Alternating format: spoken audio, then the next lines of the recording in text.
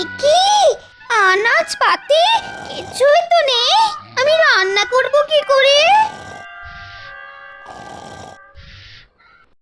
কি গো শুনছো?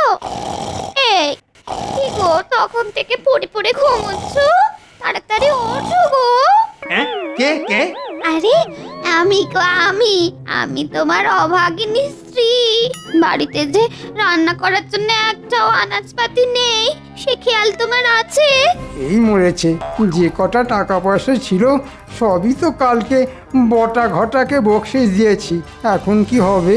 শোনো, এমনিতেই মাসের শেষ, তার ওপর গোপালের জ্বালায় উপরি রোজগার সব বন্ধ হয়ে গেছে।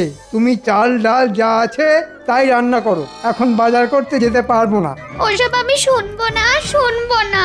সামনে জগন্নাথ দেবের রথযাত্রা, তুমি এখন বাজার যাবে, শাকসবজি মাছ আনবে, যাও। তারপর শাড়ির দোকানে যাবে, আমার জন্য একটা সুন্দর দেখে শাড়ি নিয়ে আসবে। রথের দিন ওই শাড়ি পরে বিকেলে ঘুরতে বের হবো।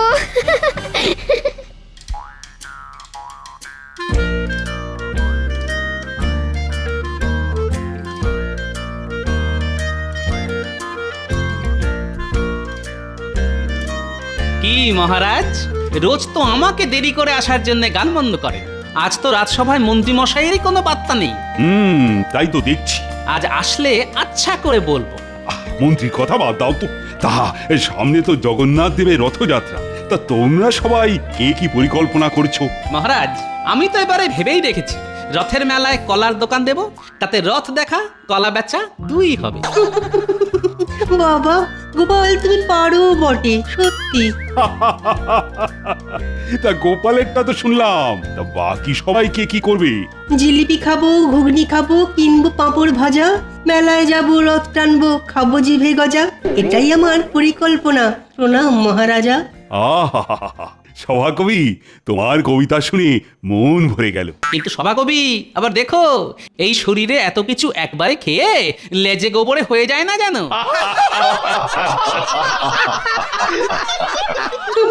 যত সব। একই মহারাজ, রাজসভা শুরু হয়ে গেছে? বাবা, তা এতক্ষণ কোন জগতে ছিলে বলো তো মন্ত্রী? আর বলবেন না মহারাজ, মাসের শেষ, হাতে টাকা নেই, ঘরে আনাজপত্র কিচ্ছু নেই, তার উপর গিন্নির বায়না, সামনে রথযাত্রার আগে ভালো শাড়ি কিনে দিতে হবে।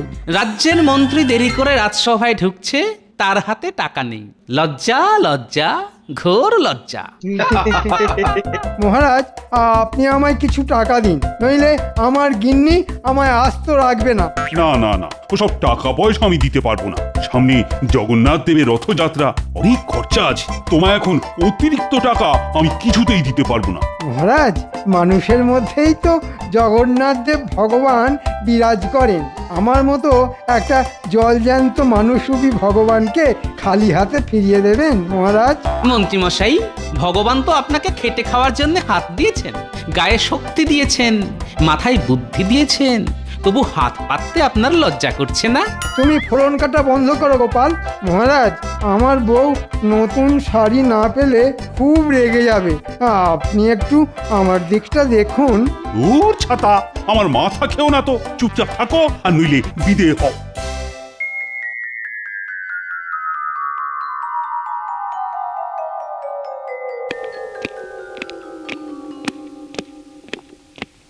কি গো, হাত খালি কেন? বাজার কোথায়? বাজার কিভাবে আনবো গিন্নি? টাকাই তো নেই। মহারাজের কাছে কত করে চাইলাম, ভাবলাম মহারাজ কিছু টাকা পয়সা দেবেন, কিন্তু বেটা গোপাল এমন ফোড়ন কাটলো, আমার কোনো কথাই মহারাজ কানে নিলেন না।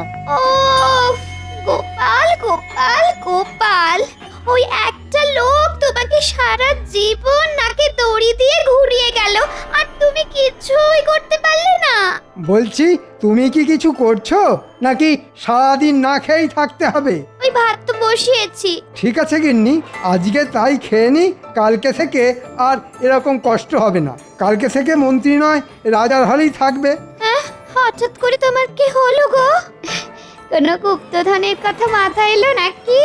সেসব তুমি কালকেই জানতে পারবে। আমি হলাম এ রাজ্যের মন্ত্রী, মাথার পোকা নড়লে পরে হয়ে উঠি ষড়যন্ত্রী।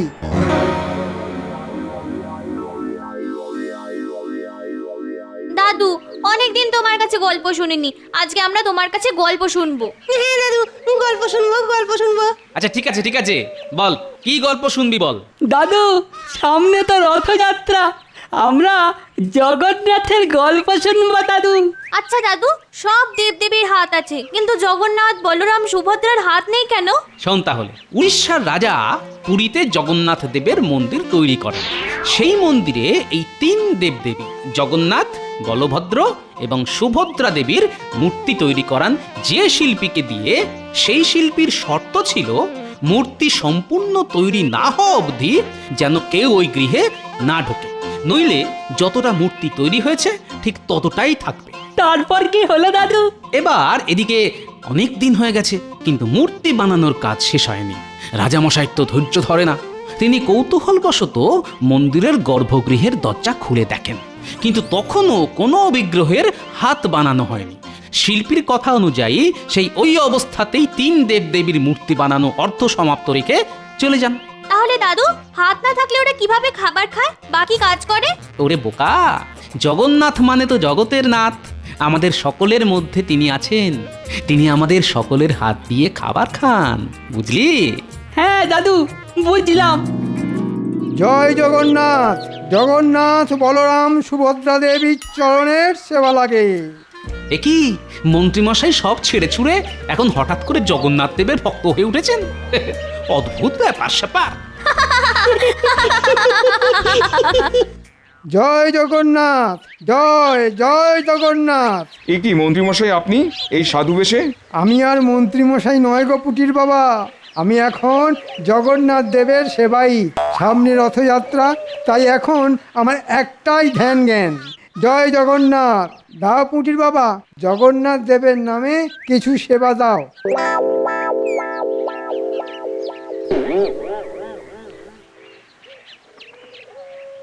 এ কি পুটির মা, শুধু এইটুকু? যিনি জগতের নাথ জগন্নাথ, তার কি এইটুকু চাল সবজিতে পেট ভরবে পুটির মা? কিন্তু আমাদের তো এইটুকুই সামর্থ্য মন্ত্রীমশাই। আরে ঈশ্বরের নামে যত দেবে ঈশ্বরের কাছ থেকে তত পাবে। আমাদের তো আর দেওয়ার মতো কিছুই নেই মন্ত্রীমশাই, চাষাবাদে কোনো রকমের দিন চলে, থাকার মধ্যে আমার ওই 1.5 বিঘা জমি ব্যাস। আরে পুটির বাবা, ওটাই দিয়ে দাও, যা দেওয়ার সবই তো ঈশ্বরের নামে দিচ্ছ, আর মরে গেলে তো তার কাছেই ফিরে যেতে হবে। এই সুযোগ, রথযাত্রার আগে ঈশ্বরকে যত দেবে, রথযাত্রার পরে ঈশ্বরের কাছ থেকে তার দ্বিগুণ পাবে। আচ্ছা ঠিক আছে, তাহলে আমি আমার ওই 1.5 বিঘা জমি জগন্নাথের নামে দিয়ে দিলাম, আমি সব ঈশ্বরের নামে দিয়ে দিলাম, কিন্তু রথযাত্রার পরের দ্বিগুণ জমি পাবো তো? পাবে না মানে? ঈশ্বর কখনো কথার খেলাপ করেন না। আমি আগে তোমাদের মতো গরিব ছিলাম, তারপর রথযাত্রার আগে সব জগন্নাথ দেবের নামে সমর্পণ করতেই কিছুদিন পরে হয়ে উঠি কৃষ্ণনগরের মন্ত্রী, বুঝেছ? দাঁড়াও, আমি কাগজপত্র নিয়ে এসেছি, একেবারে টিপ স্বাক্ষর দিয়ে লিখে দাও, সব জগন্নাথ দেবের নামে দিয়ে দিলে।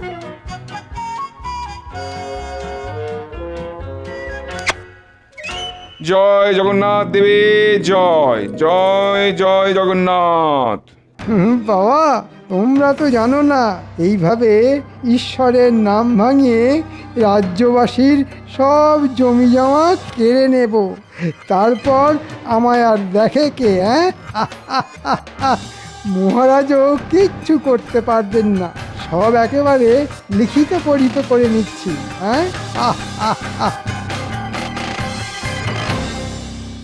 শোনো, প্রতিবারের মতো এবারেও রথযাত্রার দিন রাজবাড়ির প্রাঙ্গণে মেলার আয়োজন করা হবে। তোমরা সবাই সপরিবারে হাজির থাকবে কিন্তু। মহারাজ, একটা বিষয়ে খেয়াল করেছেন, মন্ত্রীমশাই আজকেও এখনো রাজসভায় আসেননি। কিন্তু ওই কালকে তো সন্ধ্যাবেলায় মন্ত্রীমশাইকে দেখলাম ওই গেরুয়া পরে রাস্তায় রাস্তায় ঘুরঘুর করছে। আবার এটাও দেখুন, নতুন এক রকমের ভিক। আমাদের মন্ত্রী মশাইয়ের লীলা বোঝা খুব মুশকিল। মুশকিল আসান করার জন্যে আমি তো আছি নাকি হ্যাঁ? আপনারা অত চিন্তা করবেন না। জয় জগন্নাথ, জয় জয় জগন্নাথ, জয় জগন্নাথ।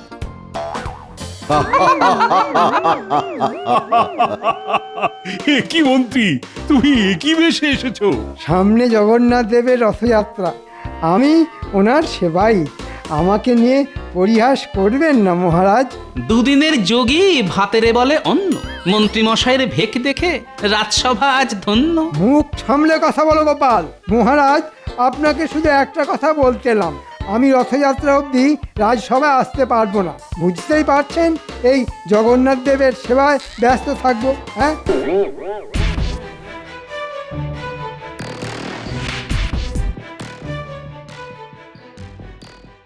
এই তোমরা মাঠ থেকে উঠে পড়ো, তাড়াতাড়ি ওঠো, তাড়াতাড়ি। কেন মন্ত্রীমশাই, মাঠে গাছের যত্ন না করলে এবার শস্যের ফলন ভালো হবে না যে? সেসব তোমাকে দেখতে হবে না, যা দেখার আমি দেখবো। কি বলছেন আপনি? আমরা কাজ না করলে জমির মালিক রেগে যাবে না? শোনো, এই জমির মালিক এখন স্বয়ং পরমেশ্বর জগন্নাথ দেব, আর আমি ওনার সেবাই। তাই যা দেখার আমি দেখব। তোমাদের মালিক জগন্নাথ দেবের নামে সব জমি লিখে দিয়েছেন, তাই চটপট জমি থেকে উঠে পড়ো, উঠে পড়ো, উঠে পড়ো। না না না, এ কি করে হয়? চাষ না করলে আমরা খাবো কি? তোমরা তোমাদের মালিকের ভাগ চাষি, আর এখন জমির মালিক পাল্টে গেছে, তাই তোমাদের আর দরকার নেই। যা বাটা ঘটা বেটাদের জমি থেকে তুলে দে, আর কথা না শুনলে লাঠি মেরে জমি থেকে ভাগিয়ে দে। ওরে বাবা, পালাও পালাও পালাও! বিপদে পড়লাম রে বাবা। যা লোকের তাই জগন্নাথের, আর যা জগন্নাথের তাই আমার। মন্ত্রীমশাই, আপনার কি বুদ্ধি! একটু একটু চরণ ধুলি দিন। ওরে, ভেজা জমিতে দাঁড়িয়ে থেকে পায়ে কাদা লেগেছে, একটু শুকিয়ে যাক, ঠিক ধুলো করে দিয়ে দেব। হ্যাঁ, চল এবার ভোলার দোকান আর পুঁটির বাবার জমি কবজা করতে হবে।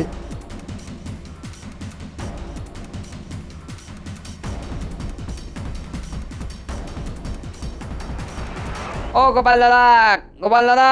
বাড়িতে আছো? আমাদের সর্বনাশ হয়ে গেছে গোপাল দাদা। বলি, এই ভর দুপুরে কি সর্বনাশ হয়েছে গো পুঁটির বাবা? শুধু আমার নয়, আমার মতন অনেক চাষি মুদি অনেকেরই সর্বনাশ হয়ে গেছে গো। গোপাল, ওই মন্ত্রী মশাই জগন্নাথ দেবের সেবার নাম করে আমাদের সর্বস্ব নিয়ে গেছে, শুধু ওই থাকার জায়গাটুকুই পড়ে আছে। হ্যাঁ, সে কি, কিভাবে? আর বলো না গোপাল দাদা, কালকে বিকেলে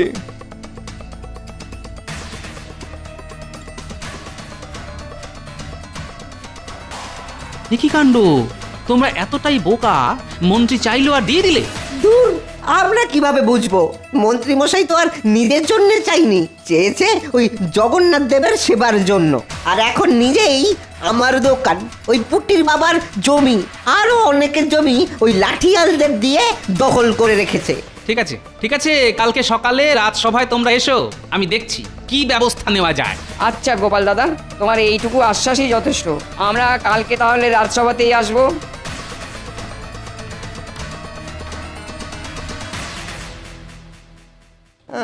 আপনি বলুন মহারাজ, এভাবে চলতে থাকলে তো আমরা না খেতে পেয়ে মরে যাব। তোমরা তো দেখছি হদ্দবোকা। মন্ত্রী যে সবসময় ষড়যন্ত্র করতে থাকে সেটাও বোঝো না। আমরা তো খেটে খাই মহারাজ, অত কথার মার প্যাঁচ বুঝি না। উনি বললেন যাই আমাদের তাই জগন্নাথের, আর যাই জগন্নাথের তাই আমাদের।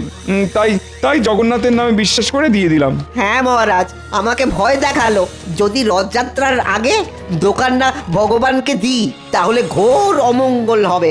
আচ্ছা ঠিক আছে, ঠিক আছে, মন্ত্রী তো এখনো আসেনি। সেনাপতি, আজ্ঞা করুন মহারাজ। মন্ত্রীকে এক্ষুনি ধরে বেঁধে নিয়ে এসো। যথাজ্ঞা মহারাজ।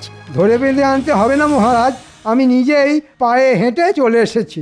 এ কি শুনছি মন্ত্রী, তুমি জগন্নাথ দেবের নাম করে লোকজনদের কাছ থেকে জায়গা জমি হাতিয়েছো? এ মা, ছি ছি ছি ছি ছি, এ কি বলছেন মহারাজ? আমি তো জগন্নাথের সেবার জন্য নিয়ে এসেছি। যা মানুষের তাই জগন্নাথের, আর ওনারা স্বেচ্ছায় দান করেছেন। কিন্তু এটা তো কথা ছিল না যে আমরা ওই জমিতে চাষ করতে পারবো না। এটাও কথা ছিল না যে আমি দোকানে বসতে পারবো না। কে বলেছে মহারাজ? আমি চুক্তিপত্র সঙ্গে করেই নিয়ে এসেছি।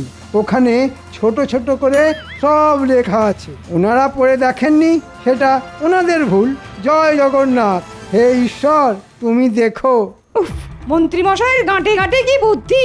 মহারাজ আপনি মন্ত্রীকে আশ্বাসে ধোলাই দিন, সব জমি ওদের ফেরত দিয়ে দেবে। হ্যাঁ, হুম, বললেই হলো। ফেরত নিতে হলে জগন্নাথ দেবের কাছ থেকে নিতে হবে। আমি তো ওনার সেবক মাত্র। হ্যাঁ, সেটাই তো মুশকিল। মন্ত্রী তো আর নিজের নামে চাইনি যে চাপ দিয়ে ফেরত নেব, কিন্তু ভগবানের কাছ থেকে কিভাবে ফেরত চাইবো? আমি আসি মহারাজ, সামনে রথ, আমার অনেক কাজ আছে। জয় জগন্নাথ, জয় জগন্নাথ।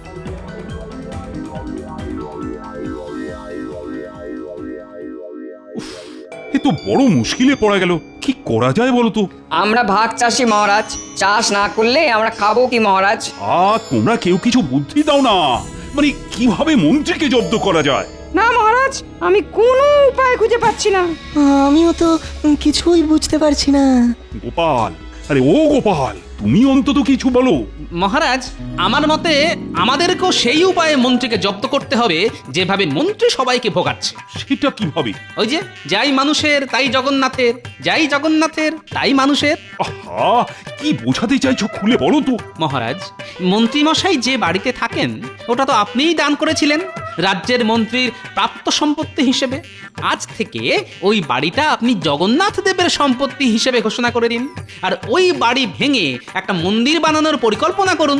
তাহলেই দেখবেন মন্ত্রীমশাই সোজা রাস্তায় চলে আসবেন। সাবাস গোপাল, সাবাস। এই জন্যেই তুমি আমার রাজসভার রত্ন। আমি আজই সব ব্যবস্থা করছি। মন্ত্রীর বাড়ি ভেঙেই তৈরি হবে কৃষ্ণনগরের জগন্নাথ দেবের মন্দির। গিন্নি, তাহলে আর আমাদের কোনো সমস্যাই থাকলো না। জগন্নাথ দেবের নামে যা জমি হাতিয়েছি তাতে চাষ করলে আমাদের হেসে খেলে সংসার চলে যাবে। রথের মেলার দিন আমার কিন্তু নতুন শাড়ি চাই, মনে আছে তো? মনে আছে গিন্নি, সব মনে আছে।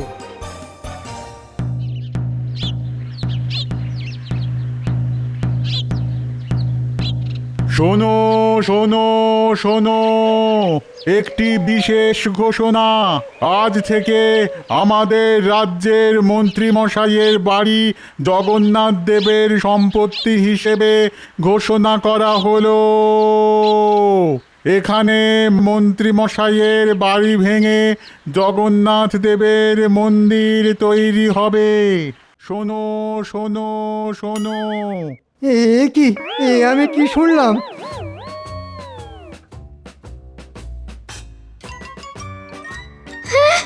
আমাদের বাড়ি ভেঙে মন্দির হবে? তাহলে আমরা যাব কোথায়? কেন? রাস্তায় রাস্তায় ঘুরবেন, গাছতলায় বসবেন, আকাশের মতো অত বড় ছাদ পাবেন। এই বাড়ি আর কি হবে? চটপট বাড়ি থেকে বেরিয়ে পড়ো। এই বাড়ি ভেঙে মন্দির হবে। তোমাকে তো এটা আমি মন্ত্রীর প্রাপ্য হিসেবে দান করেছিলাম। আজ থেকে তোমার মন্ত্রী পদ কেড়ে নিলাম, আর বাড়িটাও জগন্নাথ দেবের নামে লিখে দিলাম। যাই মন্ত্রীর তাই জগন্নাথের, যাই জগন্নাথের তাই মন্ত্রীর। হ্যাঁ? আর হ্যাঁ মহারাজ, মন্ত্রীমশাই তো ওই চাষিদের জমি ভোলার দোকান জগন্নাথ দেবের নাম করে নিয়েছেন। তাহলে ওই জমি তো জগন্নাথ দেব নিজে পাহারা দেবেন। মন্ত্রীমশাইয়ের লাঠিয়ালদের সরে যেতে বলুন।